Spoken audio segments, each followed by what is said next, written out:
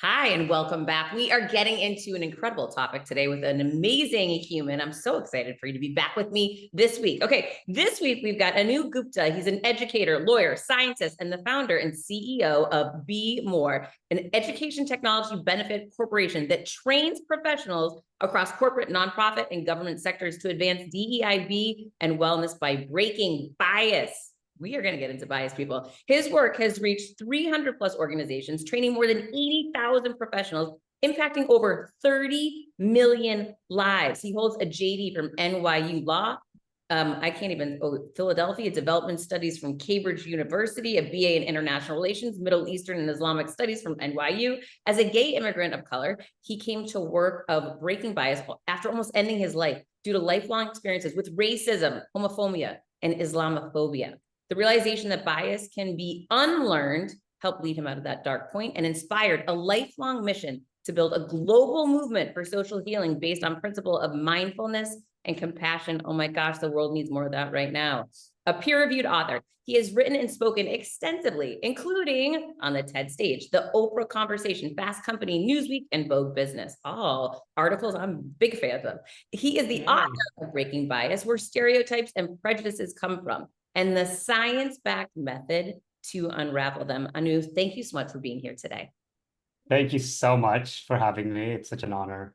Oh my gosh, it's an honor to have you. And as we were just talking about before we started recording, it is such an incredible, not that there isn't always a good time to have this conversation. I've never had it on the show before. So I'm really pumped that you're here because we're watching so much division in our country right now with the political landscape. It just seems amplified more than ever. I mean, have you always seen bias this front and center, or is it really amplified right now? It's definitely amplified. I mean, bias has been around since the advent of our species, but it's definitely a lot more amplified. And this is what I talk about in the book is why is it so amplified? And then what do we do about it, right? Because the way I define bias is that it's a learned habit. And just as it's learned, it can be unlearned. And that's kind of the goal for me is that when we think about bias, like even if you reflect on it for a minute, like we think about bias, we've never talked about this openly on this show. Why is that? How does talking about bias make you feel? It's uncomfortable. It's uncomfortable, right? There's like shame arising, there's like blame, there's guilt. If I say something wrong, if I do something, we're always walking on eggshells. And that's the problem. We have made this topic too heady. But ultimately, what I realized, from a lot of my research and as a social scientist working in the courts, as a lawyer before, the bias ultimately is emotional. And we need to be our fully human selves and be vulnerable and open to understanding how it impacts us, how it impacts others, so we can really unlearn it. And that's where, the tools that I talk about in the book, I call the PRISM tools, really come into play. But I'm jumping the gun. Okay, well, so let's start here because I know this because just being totally honest and transparent before we were going to get on. I paused for a minute to say like who are you, Heather, to even have this conversation? This guy's going to look at you and say, blonde hair, blue eyes, born in the US. Oh, give me a break. This woman doesn't know anything about bias. And the irony is, when you and I got on, immediately you said, Heather, oh, your story, you dealt with so much bias. And you had to explain to me how that was the case. Yeah, you shattered so many glass ceilings in your life. And also the fact that you're a blonde-haired, blue-eyed woman, right? A woman, first of all, but blonde-haired, blue-eyed one, there's so many stereotypes that come to mind around your competencies, your intellect, your abilities, you name it, right? And these are things that are happening oftentimes at an unconscious level, both internally, like even when you shared that, hey, Heather, like these are limiting beliefs. Like, what do I know about this topic? I'm born in the US, I'm, blah, blah, blah. But these are the stories that we really have to become intimate with and transform because bias is a human issue. And that's for me, it's so important because regardless of who we are, what we look like, who we love, what our political leanings are, we have experienced bias. I mean, you could just be a middle child or the youngest child in a family and have experienced bias from your parents or your teachers or, your ministers at church, you name it, right? And the feeling of bias is something that's really familiar. And it goes to exactly what you said. It's uncomfortable and it's not fair. And for me, I feel because of so much work that's been done around neuroscience, social psychology, positive psychology, it's time that we evolve our human consciousness beyond this thing called bias that we do to ourselves, like you had just done unconsciously, and also we do to each other. So for anyone that's listening that's saying, I've never been biased against someone else, because I guarantee somebody is thinking that right now, because, and I understand why, because there's this negative connotation with it. I want to think, Yeah. Ben, but I know just based on what you were saying, like parenting and whatnot. So how can we help people to understand that everybody's, I don't, is this proper to say you've been a victim of biased thinking and you've also been the perpetrator of it? Yeah, absolutely. That's exactly it. Because bias is a learned habit. And just as it's learned, it can be unlearned. But there are two forms of biases, right? There's conscious biases, which are learned false beliefs. And then there are unconscious biases, which are learned habits of thoughts. And both of these types of biases distort how we perceive, reason, remember, and make decisions. So, for example, if I ask you to think of someone who's a surgeon, or a yoga teacher, or a lawyer, or a leader, right? What are the associations that come to mind, right? You don't have to share them with me, but think about the gender, the race, the color, the height, the age, you name it, the class background. These are all associations. These are unconscious associations that when becomes the lens, like through the lens through which we perceive the world, it impacts the way we make decisions. I've had so many students who are doctors who happen to be women. They're surgeons, they're pediatricians, they're, ophthalmologists. And at least once in their life, they've had patients ask them, can I see the doctor? Right? It's not that patient doesn't want to see them because they're a woman, but like the assumption, even though like almost 50% of all doctors in our country are women. So these are the little ways bias plays itself out. And we're doing it, we're doing it at the supermarket, we're doing it in our workplaces, we're doing it in our homes, even with our relatives. And unless we make the unconscious conscious, we're going to continue to do it, and it hurts. It sucks, and it's kind of the root cause of every challenge we face, in our own lives, but also in the lives, in our social, political, economic systems. Is there any way, and I'm just curious because I don't understand, I don't know much about this topic. Is there any way bias can be helpful? So the way I define it, I'm talking about bias very much as a learned habit between human beings. So oftentimes bias gets confused that, oh, like I'm biased towards puppies versus lions, and I need that limbic signal in my own bodies to warn me that I'm with a tiger and not a cat. As a result, I have to act. But that's not what I'm talking about. And that's like how common the language has become around bias, that, oh, we're all biased. But actually, what I'm talking about is why is it that we think of, associations between men and women, for example, that men are strong, women are weak, right? That's bias because that's the perception. Or, light-skinned people are beautiful and dark skin is not beautiful. Rich people are hardworking and poor people are lazy. Like these are the little ways that, we trivialize ourselves because if we're rich or poor or middle class, whatever, we're trivializing our own existence. And those are the limiting beliefs that we hold on to that become internalized biases that limit our own potential.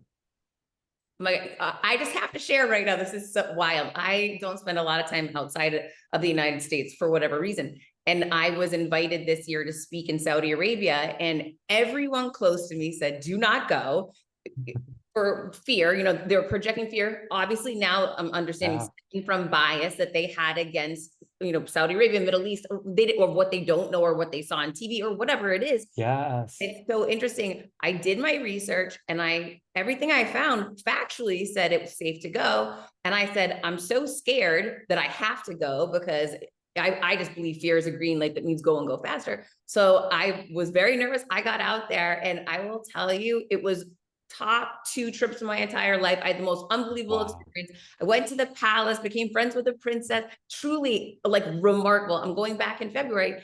And I now have such a different feeling. And I love the opportunity to tell people about it because there is this complete misconception here in this country just because people haven't been over there to see it themselves. And I definitely had that bias.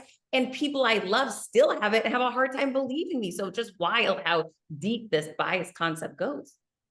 Your business gets to a certain size and the cracks start to emerge. Things you used to do in a day are taking a week. You have too many manual processes. You don't have one source of truth. If this is you, you should know these 3 numbers: 37,000, 25, 1. 37,000. That's the number of businesses which have upgraded to NetSuite by Oracle. NetSuite is the #1 cloud financial system, streamlining accounting, financial management, inventory, HR, and more, all for you. 25. NetSuite turns 25 this year. That's 25 years of helping businesses do more with less, close their books in days, not weeks, and drive down costs. 25 years. One, because your business is one of a kind. So you get a customized solution for all of your KPIs, key performance indicators, in one efficient system with one source of truth. Manage risk, get reliable forecasts, and improve your margins. There is so much power in having all the information that you need in one place. Imagine how much more efficient you can be, how much faster you can move, and to do it with so much confidence. It's unprecedented. And the unprecedented offer that NetSuite is providing you today is going to make this possible. Right now, download NetSuite's popular KPI checklist designed to give you consistently excellent performance, absolutely free, at netsuite.com/Monahan. That's netsuite.com/Monahan to get your KPI checklist now. netsuite.com/Monahan. You just talked about like four of the root causes of bias, right? So bias is a learned habit, and we learn it through 5 causes. One is, and some of the causes are a story, right? So there's a story about Saudi Arabia and people of Saudi Arabia that people are exposed to. How are they exposed to the story? Through social contact. So that's what happened to you, through your friends, your family members, through anyone you talk to, like your colleagues are like, don't go. So they're already like influencing you. And then where do they learn that stuff? Probably from the media or education. So these are like 4 of the 5 root causes that shape how we learn about bias. And in this case, around nationality, right? Around being Saudi Arabian versus being American. And this is the crux of it. And unless we make this conscious, we won't be able to come close together. Now, you said you're friends with people who are from there, right? You're going back in a couple of months. That's what you're doing. You're breaking biases by giving yourself the experience. Well, I'm going to just go and see how it's going to be. And it was fantastic because you're like, oh, these are human beings. They, of course, believe in different ways of being. They have a different system. That's cool. But we can still party and have fun together, right? Well, what's so interesting is they're actually my people, my driver that I had for the week. He and I listened to the exact same music. We love Biggie and Tupac, all 90s hip hop and rap. We know all the same. He doesn't speak the greatest English, but he knows all the words to all my songs, knows every NBA Oh player. my God. We spoke the same language in so many ways that it didn't matter when we actually couldn't. And we are, I mean, it's amazing the friendship that we were able to develop because of music, because of sports, Yeah. like these similar loves and passions that we have, that the issue of speech and language wasn't an issue at all. I agree. And you made me think of, after college, I lived in South Korea. I was teaching English there for a year and had a homestay family who didn't speak a word of English. So I had to like learn Korean a little bit, my broken Korean. Except like my second week there, they're like, we're gonna take you for a surprise. I'm like, okay, where are we gonna go? So we ended up at a karaoke bar because karaoke is a huge in Asia and South Korea. And my homestay mom sang Celine Dion word for word, pitch for pitch in English. I was like, what? You don't speak a word of English. How do you know this song? But she had memorized so many English songs. I was like, wow, this is the language of music that really like struck us. Like, that's the language of the heart, right? Because she was really trying to show me that this is what matters to her. And these are the things we share together, even though we don't speak the same language. We're from 2 different countries and we have different backgrounds. And that's the work of breaking bias, giving ourselves permission to get to know one another, and really be with one another as we are versus living in ideas of one another. Oh, that is so true and so powerful. All right, so I love to get into people's story.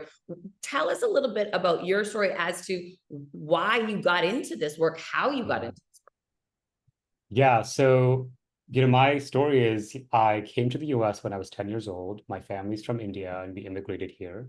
And in India, I lived in a pretty like upper middle class family, like from, you know, my parents are doctors, and of course I'm a guy. So I just was always given a lot of preferential treatments. When I came to America, I became an untouchable because of my name. People can pronounce it, because of the way I spoke, the way I dressed. And because a lot of people smelled or perceived that I was gay, I didn't know what being gay was, by the way, until one of my bullies actually asked me, "Hey, go look up the word gay in the dictionary." And I did. I was like 12 years old. I was like, oh my God, there's a word for how I feel inside. And oh my gosh, I am gay. And yet, the second I sensed that, oh, this being gay thing is wrong, or the reason why I was being bullied, I like totally went into the closet. And for me, like these were the micro experiences that I had day to day.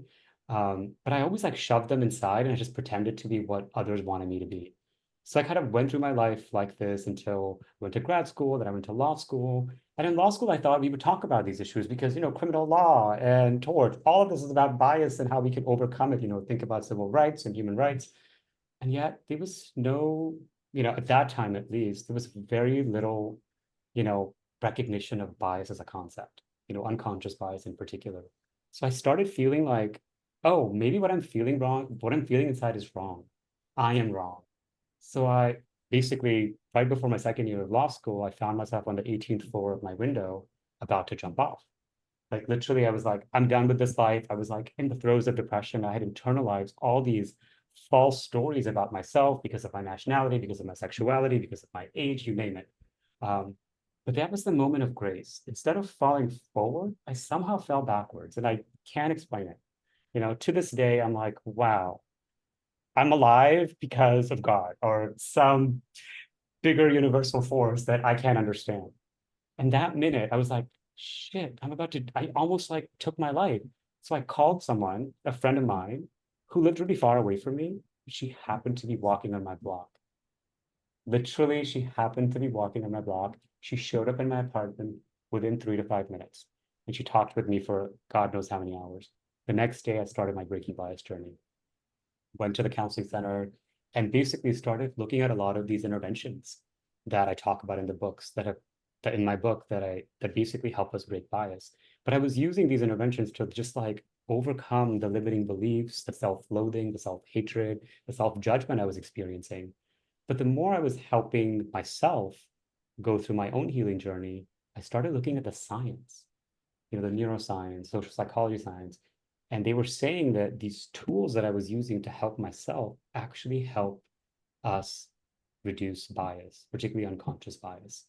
And that's when I was like, what? That's crazy. But I was still, after law school, I was working as an attorney, I was working in the criminal justice system. And I started seeing a lot of inequities. Like I would be in the courtroom, for example, and I would just see like, poor Black boys being sentenced to prison for like 4 or 5 years at a time for breaking cell phones, for like low level, possession of low level, little marijuana here and there. Where my classmates in law school were like dealing every controlled substance known to earth and working at some of the most prestigious firms in the world. So I was like, this is a weird discrepancy. But also, the people that were doing this, the judges, the prosecutors, the security guards, they weren't bad people. I actually worked with them. They gave to charity. They were really, outstanding members of their community. But this is where unconscious bias really comes in. The association between someone who's poor, someone who's Black, someone who's a man or a woman or a gay person. And that distorts the way they perceive, reason, remember, and make decisions toward them. And that's where I was like, wow, like we can change all the policies we want in the world, but unless we shift hearts and minds, we can't move forward.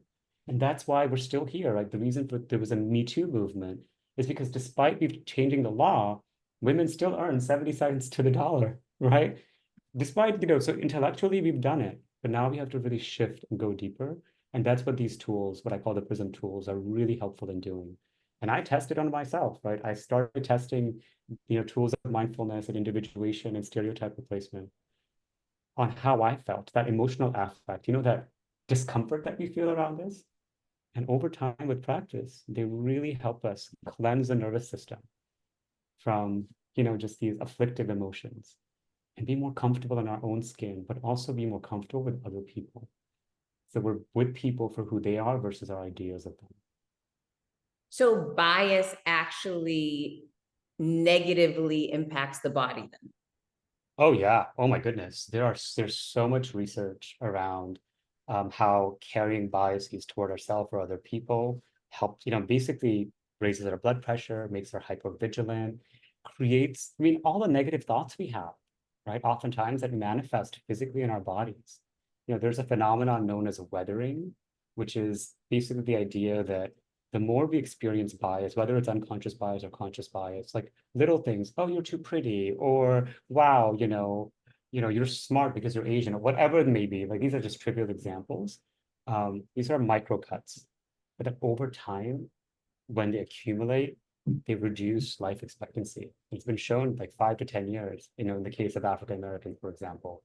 Of course, creates depression and anxiety where people have to seek various things to cope, whether it's food, alcohol, sex, you name it, right? These are all addictive behaviors.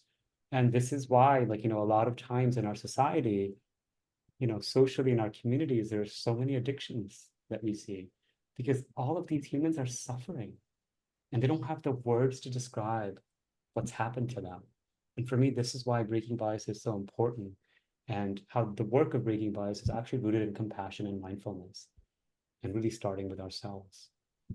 Oh my gosh, when you're just explaining that, I'm thinking of so many micro cut moments just in the past 2 days that I never thought. One of my dearest friends who I love so much is in AI. And so she's always tagging me in posts. And I was reposting her stuff today and calling her a nerd just because I don't understand AI. So I'm calling her a nerd. But then when you're talking, I'm like, oh my gosh, Wow. I am, because I don't know this or because I think that's, too hard for me to understand, I'm labeling it this. I never even understood that that's any type of bias. Like this is, Yeah. I just know for me, and I'm just thinking of myself as probably similar to a lot of people, I don't think people have any idea about this stuff. Yeah. And I think there's a difference there, right? Because since she's your friend, she already knows you. So when you're calling her a nerd, because a lot of my friends call me a nerd too. So and I proudly wear that title. I'm like, oh yeah, because I think they're saying it to me in an endearing way. Mhm. But the bullies in middle school and high school, when they called me a nerd, there was like a nefarious intent there. They wanted to hurt me.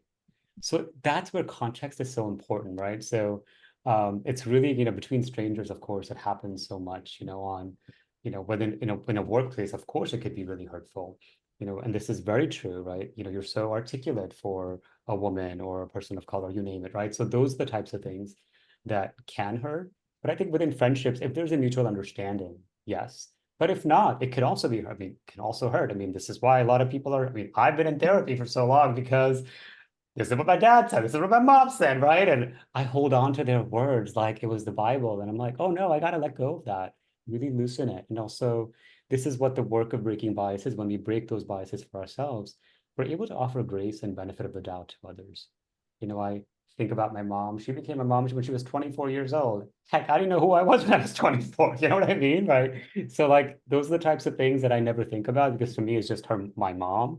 But I'm like, oh no, like there's a human there who's like beyond this title of mother, who has a full life and has had also a lot of her own struggles in life. That's the sound of another sale on Shopify. And the moment another business dream becomes a reality, your reality. Shopify is a commerce platform revolutionizing millions of businesses worldwide, including mine. Whether you're selling your mastermind, your courses, whether you're selling your books, Shopify simplifies selling online and in person so you can focus on successfully growing your business and doing what you're great at, creating. Whether it's fashion, home and garden, health, beauty, Shopify covers it all. Shopify covers every sales channel, from an in-person POS system to an all-in-one e-commerce platform. It even lets you sell across social media marketplaces like TikTok, Facebook, and Instagram. Packed with industry-leading tools, ready to ignite your growth, Shopify gives you complete control over your business and your brand without having to learn any new skills in design or code. And let me tell you, I have no idea about design or code. So thank you, Shopify, for making it so easy. And thanks to 24/7 help and an extensive business course library, Shopify is there to support your success every step of the way. What's incredible to me about Shopify is how no matter how big you want to grow, no matter how big you currently are or how small you are, Shopify is there to empower you with the confidence and control to revolutionize your business, take your business to that next level, constantly adding on new products, services, and ideas. Now it's your turn to get serious about selling and try Shopify now. This is Possibility, powered by Shopify. Sign up for a $1 per month trial at shopify.com/Monahan, all lowercase, Monahan, all lowercase. Sign up for a $1 per month trial period at shopify.com/Monahan, all lowercase. Go to shopify.com/Monahan to take your business to the next level today. Join me, shopify.com/Monahan. You can thank me later. What are some of the steps people can apply to their life that you share through your teachings and through the book? Yeah. So there are 5 tools, what I call the PRISM toolkit. And PRISM is an acronym for each one of these 5 tools. We really start with M and then we move our way up to P. And it really starts with M is for mindfulness. So really becoming aware, becoming conscious of anything that's happening, right? In our bodies, in our minds, especially in an interaction or with ourselves or others. So for example, right, I grew up in this cultural setting where being gay is wrong, right? That was the story. And I didn't even acknowledge that until like I started my healing journey when I was 23, 24. I was like, oh, wait, who made up that story? Being gay is wrong? What? So becoming mindful of that, like knowing about AI is something that only smart people can do, whatever that means, right? That's a story, right? But we become mindful of it without judgment. Also, if judgment comes up, let's become mindful of the judgment. Let's become mindful of the shame. Let's become mindful of the discomfort. So the somatic experience is also really important because it's telling us something. Because in the past, we may have been harmed, bullied, or in some way felt marginalized because we were a certain way. So then we move to stereotype replacement, which is we basically bring to mind a real life example that doesn't live up to that stereotype. So being gay is wrong, right? For me, for example, I think of Pete Buttigieg, right? He's an incredible, former Marine, super accomplished, also happens to be gay. He doesn't live up to these stereotypes of being gay is wrong. There's so many, Anderson Cooper, there's so many people. So really think of them, and we're basically loosening the associations in our minds with those stereotypes. So there's a famous saying, neurons that fire together, wire together. So that's what's happening. And what we're doing is we're rewiring the brain by firing different neurons. So then we move to individuation, which is curiosity. We're basically dissociating the person we're with from the group-based associations that may come to mind. We don't judge the group-based associations, we just become mindful of them. So if I'm with Heather, who happens to be a woman, who happens to be a blonde, there are all these ideas. Cool, I'll let the ideas come, but I'm really with Heather for who she is versus the ideas I want to believe in. So this is really interesting, right? Where we kind of really individuate. And then we move to perspective taking and pro-social behaviors. Those are the last 2 tools. And these are actually tools, they're heart tools. It's cultivating compassion, empathy through practice. So a lot of times people like, be kind or be compassionate, be empathetic. But actually scientists have shown that we can build compassion and empathy or joy as a skill. And it takes anywhere from 3 to 8 weeks to build these skills.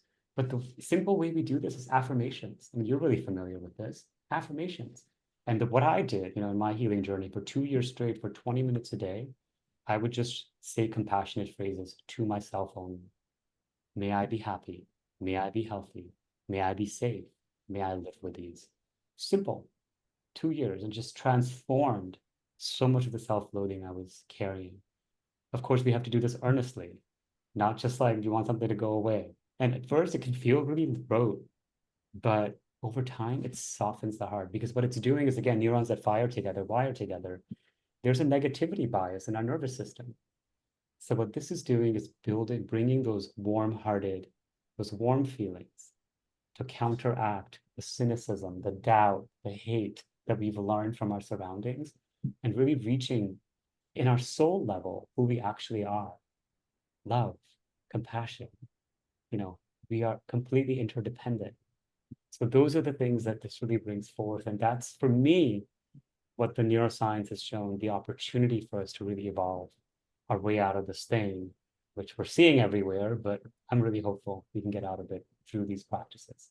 Yeah, I love that these are, not only are they science backed and based, right? Which is it's, I mean, that's factual. So this can be done. You've done it, right? You've done it and worked with other people and seen these success stories. You have these success stories. You know it's all possible. Now it's just educating and spreading this message so that other people, number one, aware, because I think for me that's the first issue, right? I didn't even realize I was being biased to myself as you were explaining this. I didn't know that I was doing that. So as soon as once we know we've got a problem, then we can start to address it and fix it and implement it. And then it can start impacting, like you were saying, you know, how we treat others and how we treat ourselves and how we approach things. I was also thinking when you were talking about that dating, oh my gosh, that's got to be like one of the biggest issues when you're meeting someone for the first time and the judgment comes up and the bias. Oh my God. Okay, I'm gonna share a story here, which is quite personal. It's actually not my story, but I hope my partner will forgive me. But basically, so my partner was born and raised in Texas. He comes from a Filipino family, and his grandfather was the one who immigrated to the US. They're very Christian, Methodist, and like his grandfather had a dream for him that one day, you know, as they were walking to church, I think it was like 7 or 8, he said, "You're gonna have a beautiful blonde wife, and you will have a white picket fence, and you will live the American dream." So here's this like brown Filipino boy who's gay, but you know, he learned this from his grandfather. So every single person he dated until he met me 4 years ago was mostly a blonde white man. And it wasn't that, I mean, of course, he has a very diverse group of friends. Of course, he's, you know, but it was so unconscious. And I think he actually was seeing a therapist because his last relationship hadn't worked out. And his therapist was like asking him to really go deeper and deeper into the type of people he dates and why he dates them. And that's when he discovered, like, whoa, like I only give chance, you know, dating wise to only one type of human. What's that about? And if he hadn't done that work, if he hadn't broken that bias, which was on such at a surface level, he was like, this is ridiculous, but he wasn't even conscious of it. And it was dictating how he was making decisions. Thankfully, he looked at that. Thankfully, he swiped right. Thankfully, we met. And here we are. I love it. We're engaged, by the way, so. Oh, congratulations. I'm so happy for you guys. And I'm so happy for him. Like, did he pump the brakes and said, something's not right here. I've got to go deeper because so many people won't do that. I'm just so proud of him. That's incredible. And that he had a good therapist to help discover that. But now that you're telling that story, that just hit me. It's so wild that you say this. And guys, look into your own life, peeps, because here's the thing. As you're talking, I'm thinking to myself, my biological father, my mother left him when we were all little children. There's 4 kids in my biological family. And so I always had daddy issues my whole life. And I was thinking, yeah, that affects you in relationships. You know what I didn't think of for a long time? It was affecting me in business. And I would always find myself, the relationship that plagued me most in my life was the man I would work for in different corporate environments.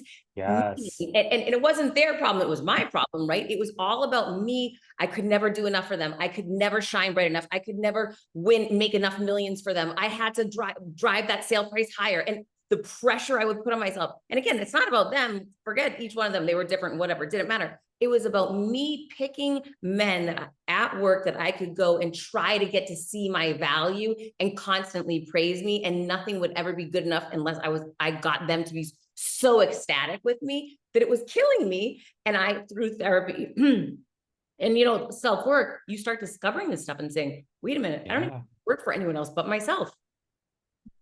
It's so true. And like, this is what's running a lot of corporate America. Like, at least I'll speak from my example, right? So many of my friends and classmates from law school, these were the daddy issues that they had. And they were mostly, some of them were mommy issues, but for the most part, these were daddy issues.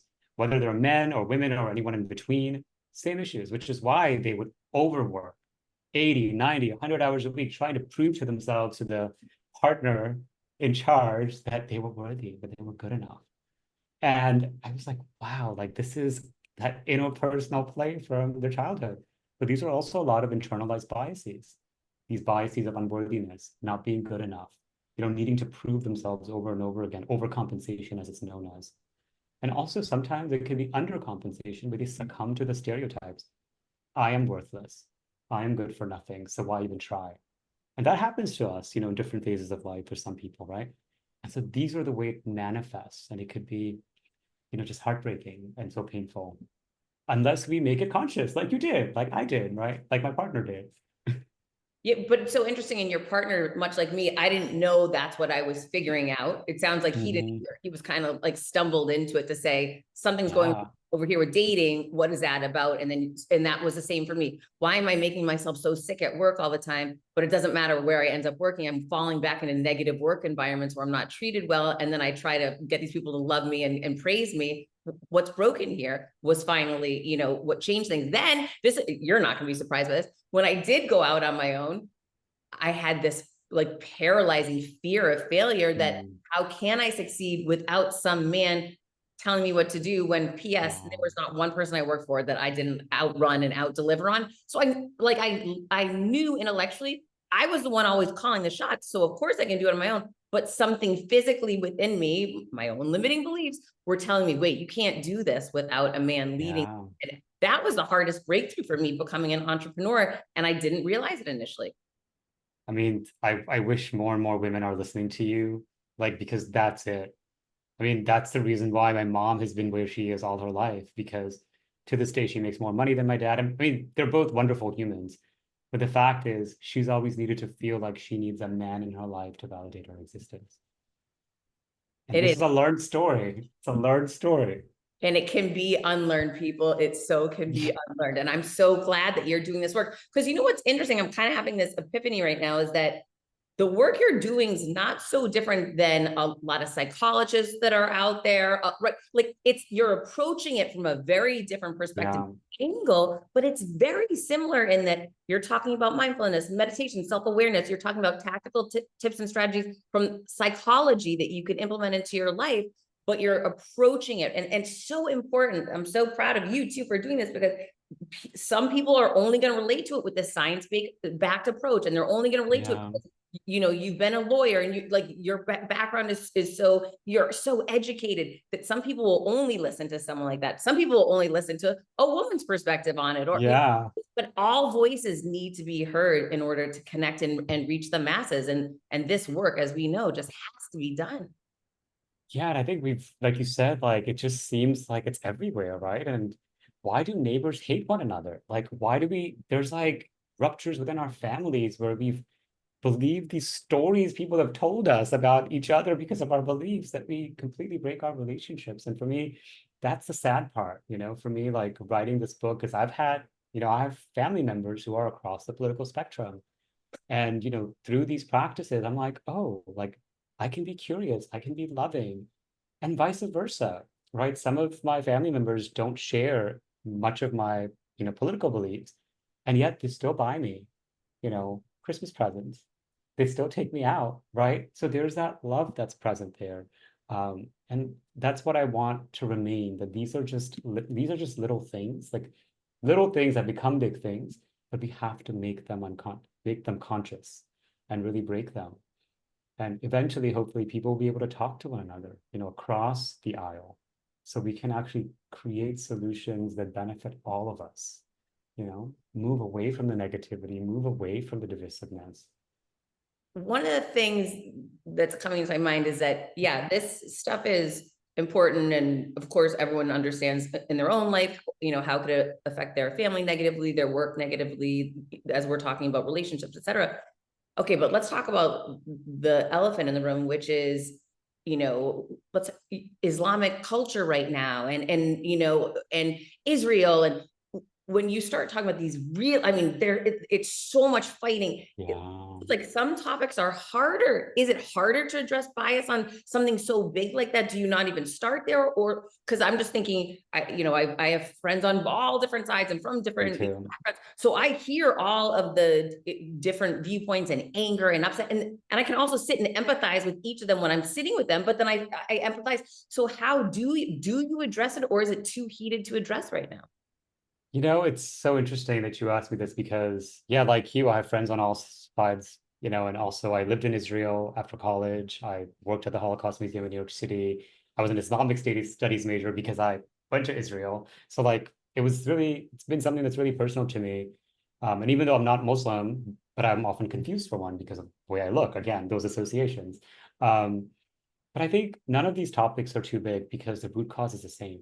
These are learned habits, learned stories, right? That can be unlearned. The reason why it's so challenging with this particular topic around Israel and Gaza and the Middle East in general is because the emotions that arise are really big feelings.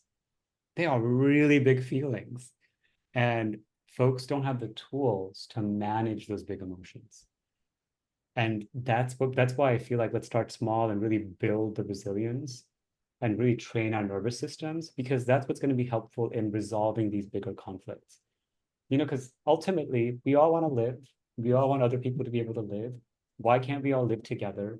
Or why can't we come to an agreement so that we can live together, right? These are kind of the big things, but there are reasons. People will say, well, this is why we can't, this is why we can't. And people are so wedded and attached to their stories that they forget a bigger picture.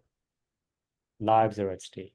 So much stress, so much anxiety, so much money being wasted, our environment being destroyed, right? You just name it. It's like a lose, lose, lose all over. But because of these big feelings, as you would know from any good therapists, we can't get there. So this is why it's so important for us to be doing this work internally. And of course, for me, my hope is that one day I'll be able to talk about these big feelings and really get to the root cause. But that requires a lot of patience, but because people can get so quickly triggered, and they could resort to fear and run away. And when we shut down and run away, we just go to fight, flight, or freeze, right? And that's what we're seeing, sadly.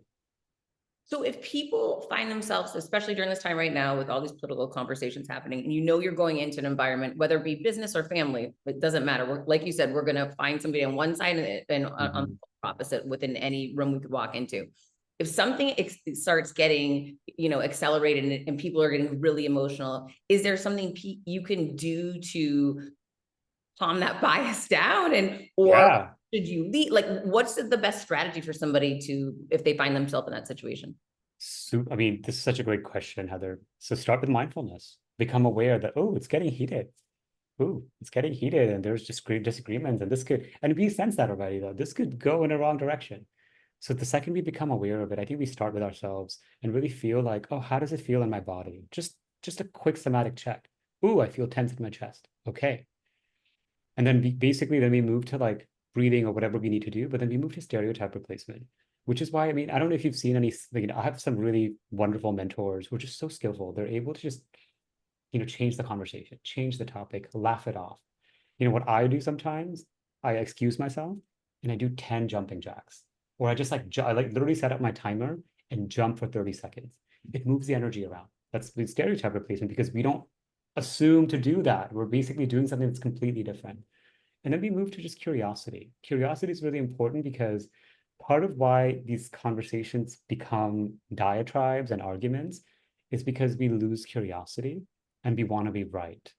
So for me, I've had to do this quite a bit. It's like, I don't need to be right. I don't care about being right.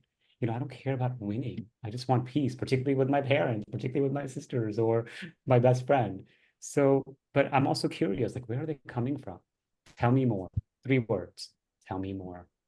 And I talk about this incident in my book because um, my dad, for example, he has this like weird notion that anyone who's poor or anyone who's like not doing well, it's because of their genetics. I was like, this is like so dumb for like someone who's a doctor, because it's so simplistic.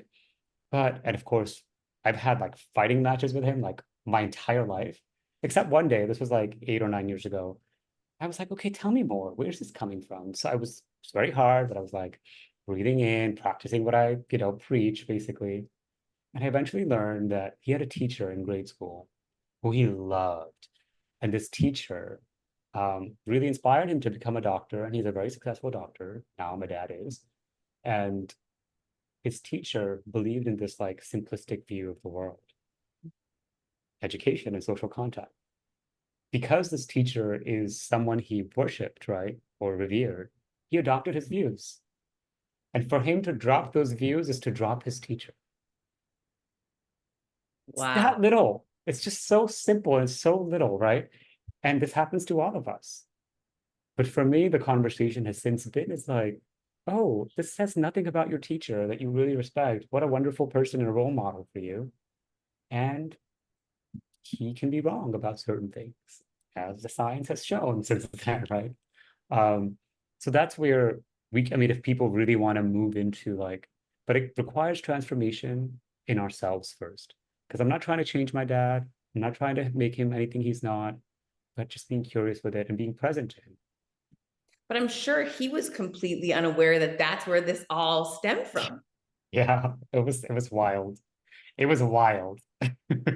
That's an incredible realization. And just, it's so powerful because it's making me think, what beliefs and stories am I telling that is keeping somebody alive that is no longer here, or keeps you Yeah. in your mind in some positive way to someone that you're not working with anymore, or mentor. I mean, I can't even imagine. I've never thought about the power of those connections and what you might do with that. I mean, it happens. It's some of it is like so harmless, like it happens in such harmless contexts. But this is why we have challenges around sexism and race, because these are just little stories, what our dad said, or our minister said, or our teacher said, or what have you, right? And we respect them, so we believe them. But there's a big information gap, and there's a lot of misinformation out there. So this is the importance of breaking biases, to correct that misinformation. And I hope that's what more and more of us can do. Like I didn't even know what being gay was until I was 12 years old, as someone who felt it, because in the culture I grew up in, there was no word for it, right? But then once I learned it, and once I broke my own biases, and like, oh, there's nothing wrong. There's been people like me for millennia, right? Ancient Greeks, ancient Romans, ancient Egyptians, ancient Indians, ancient Chinese, you name it. They've always been around. Like it's just, I was just born this way. And it was like, oh, okay. So a lot of the narratives that we get stuck in are just stories that some person came up with, and then they infected our consciousness with it. And for us now, the goal is, are we going to let them rule over our consciousness, or are we going to become the master of our own destiny? I choose the latter. Okay, so I want to hear, with all of the people that you have worked with, I want to hear a success story of something that you've seen that you feel really proud of, or like a transformation around bias, whether it be a company, an organization, or a person individually. Yeah, this is such a great question. And like the first person that comes to me, there's so many, right? Like 80,000 people. Um, the first one that came to mind is, she's a woman executive at a large healthcare company. And basically, she was the only woman at her role at a very senior level. Like I think she's VP or even senior now, probably. And basically, she always felt out of place, not only because of her gender, but also because she grew up in poverty. So she comes from a very like working class background. And she always felt like she had imposter syndrome. And as a result, even though this is someone who's like high achieving, talking to lobbyists, and basically has people on her fingertips, inside there was a lot of turmoil. And the way it was manifesting, this is interesting because this is part of some of the work that I did with her, was it was manifesting with her two kids. Her two kids who are they were at the time 4 and 5. She was extra hard on them. They were going to like a private school, but she was like, you have to work harder, and just like really tough on them. And of course, she felt really guilty about it all the time.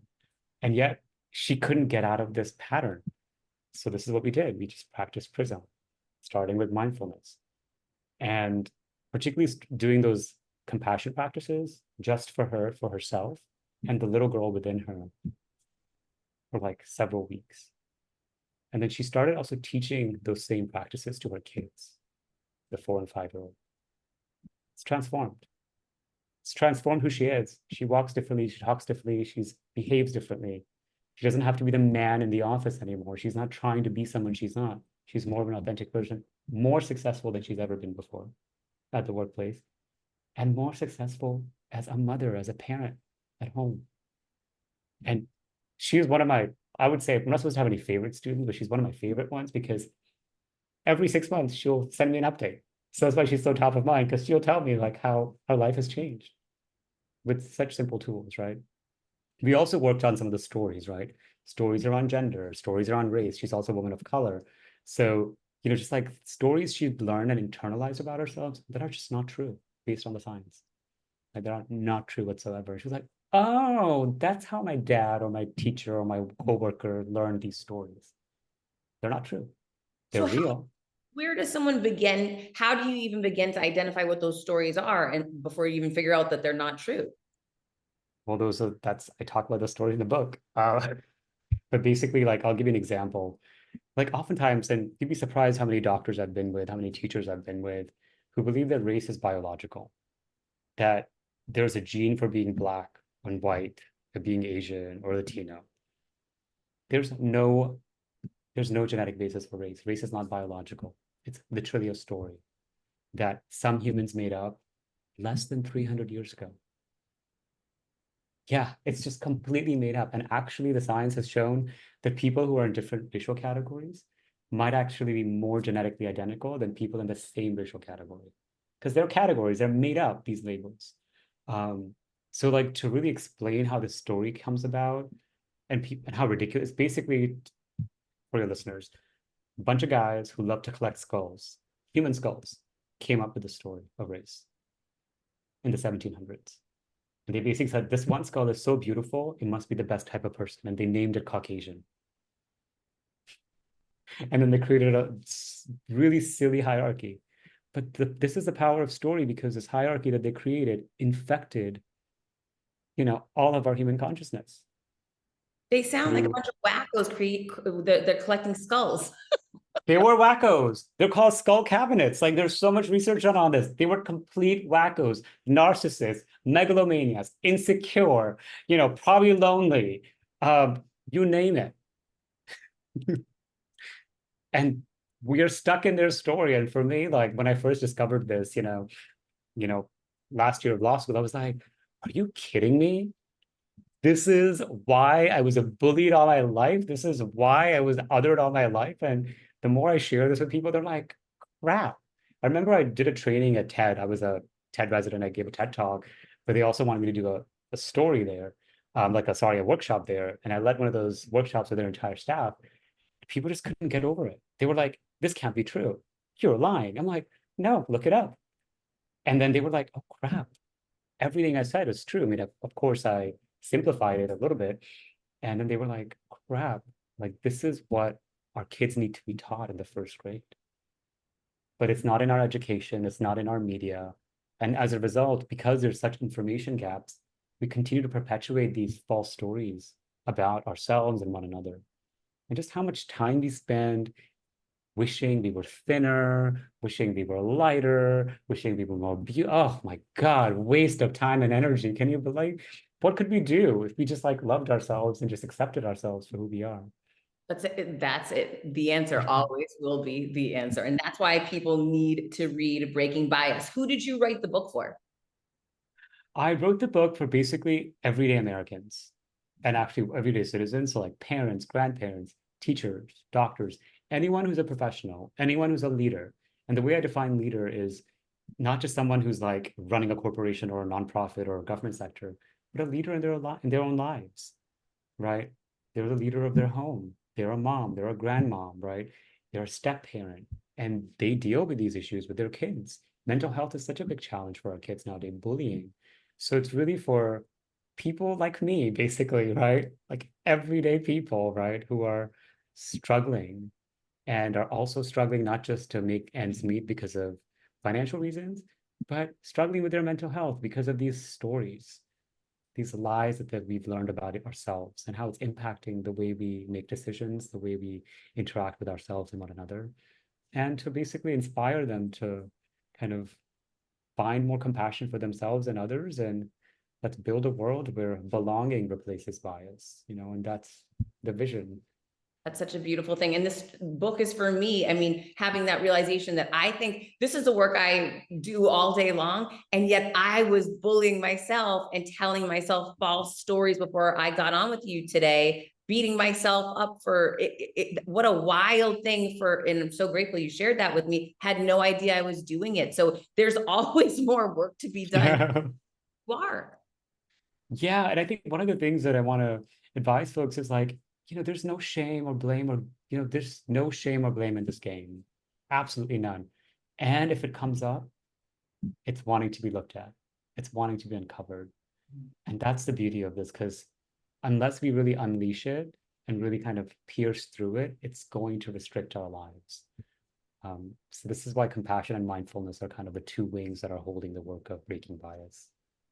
Where can everybody get Breaking Bias? Because I know everyone wants to get the book right now and they want to apply Prism to their life.